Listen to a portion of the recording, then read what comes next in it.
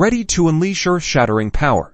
Today, we're diving deep into unlocking and mastering max moves in Pokemon Go raids.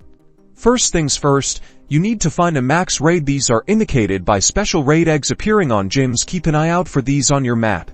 Head over to the gym hosting the max raid. You'll need a raid pass or a premium battle pass to participate. Assemble your team.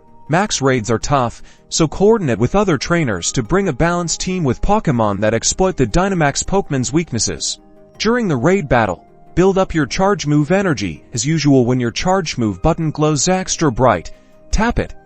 This indicates you can use a max move. Remember, you can only use a max move once per Pokemon in a raid battle. Choose your max move strategically.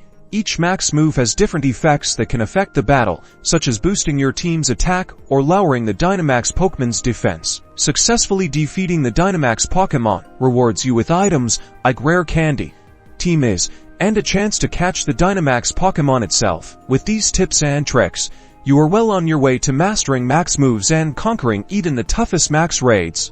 Now go out there and unleash the power. Don't forget to like and subscribe for more Pokemon Go tips and tricks. See you in the next video.